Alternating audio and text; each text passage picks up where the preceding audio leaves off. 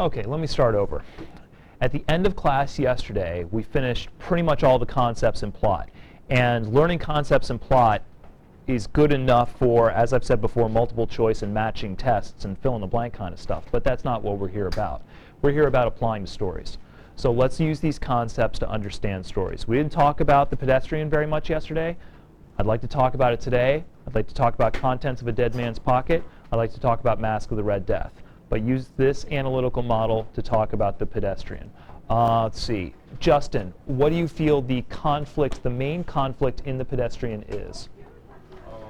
And remember, there are 5 types. Like that no one's outside walking. That's true. Nobody's outside walking except... I think his name's Mr. Mead. That's correct. Our protagonist, Leonard Mead. So you're getting to the description of the conflict, but which of those 5 types do you think it is? Person versus society. Excellent, Justin. Thank you. So we have person versus society. If you have, by the way, that study guide that I gave you to keep notes on each individual story, that first block up there is conflict. That's where you might want to start listing this information. Remember this? Also available, extra copies on the short fiction webpage. So Justin's given us the first bit of information. We have a person versus society conflict, and he's also given us the protagonist. That protagonist is Leonard Mead.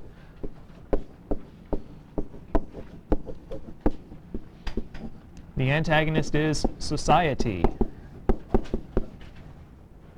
But as I said before, that's not enough.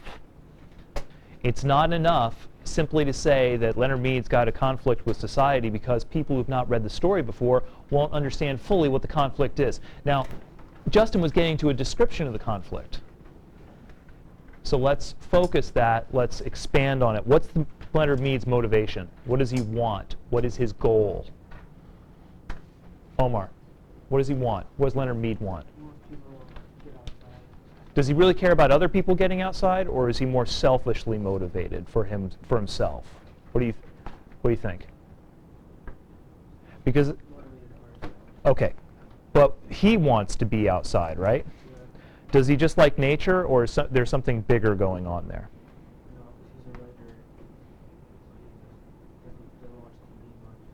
Right. For what reason, though? You're excellent, Omar. You're on the right path, but one step more. Why would he go out and walk? Because he's a nature lover? For himself. True. For himself. Help out, Riley. When he go outside and walk for material for his stories. Possibly.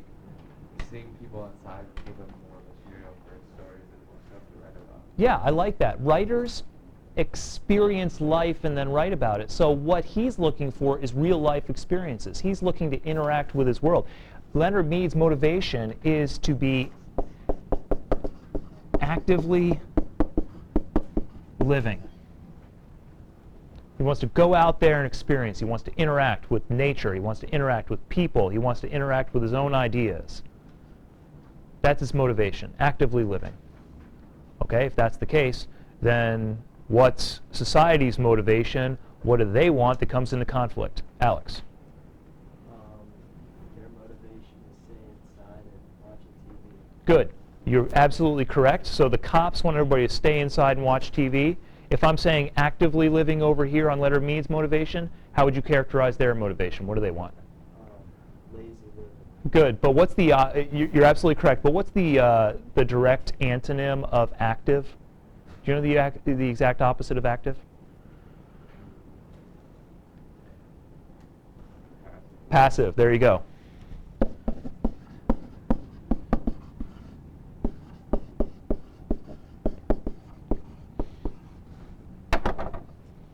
Alex uses a word like lazy. Absolutely. That's a word that you probably use when talking about this.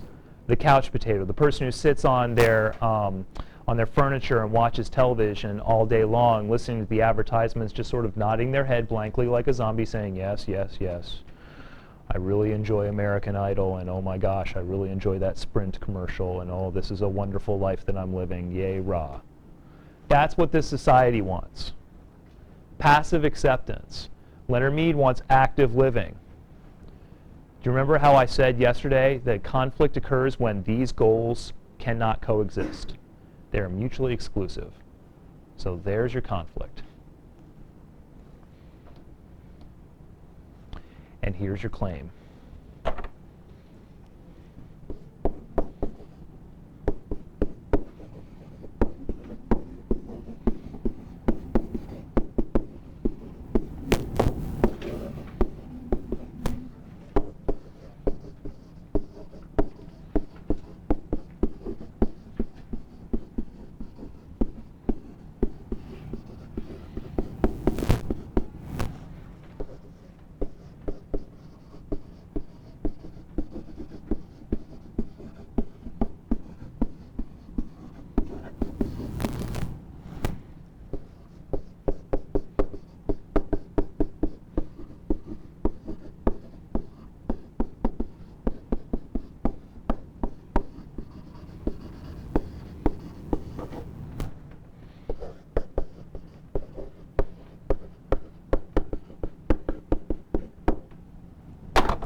I said it all gets down to writing. If you want to clearly express everything we've been talking about, everything Alex just mentioned, Justin just mentioned, you notice, and Omar just mentioned, when I'm talking to you guys, I'm getting a sense, yeah, you've got the right answers. It's not about whether or not you understand the right answers. Generally, high school students do. Your problem comes in expressing them quickly and cleanly. Here's a quick and clean and clear expression of all of those complex ideas. To anybody, whoever has not or has read The Pedestrian, they'll understand this. If I ask a student to write a topic sentence about the conflict in The Pedestrian, which information here do you think they might leave out? If I were reading a student's sentence, I'm pretty guaranteed that there's some detail in that sentence that they would leave out. Anybody have an idea? Hanadi, what do you think? Here's the prompt. Hanadi, let me help you out here. Here's the prompt. Explain the conflict in The Pedestrian. That's the prompt. What do you think students would do in response to it?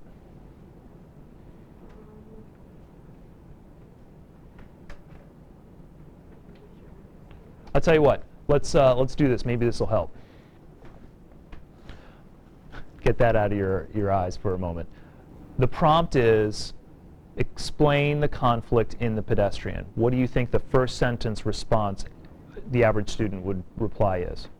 The conflict is between the main character and society. That's absolutely correct. Thank you, Hanadi. For those of you who can't hear her on the microphone, Hanadi said the main conflict is between Leonard Mead and society. What, Hanadi, you did an awesome job. What information is missing from that statement you just gave?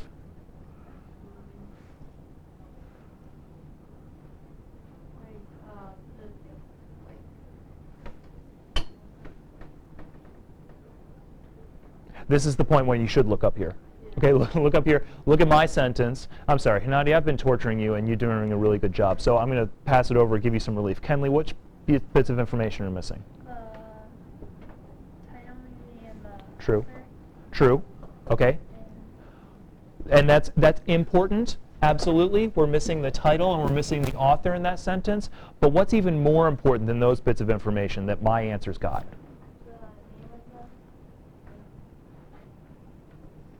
It's okay. Your answer is correct. Nikki. Like the name of the main character and like more detail about what is going on, like more sensitivity, like society's plan for past. Yes. Absolutely, Nikki. Thank you. So you were saying more detail I've given. Here's the more detail that I've given. Here's where students stop. They say, oh, my sentence is going to say the conflict is between Leonard Mead and society. End of sentence. It's not enough. And if you stop there with your sentence, chances are your thinking stops there and you're not quite sure what to write next. And this is why students say, I don't know what to write next, I just answered the question. Technically, you didn't. That's why when we discuss conflict, I want you not just to stop here, but to go down to the next level and talk about not just that Leonard Mead has a problem, but what exactly he wants. And then look at the antagonist, who is it and what do they want, and carry all that information into the claim. Tomorrow you'll start writing. Tomorrow your first prompts will be based on conflict. Tomorrow your paragraphs should lead with sentences that look like this.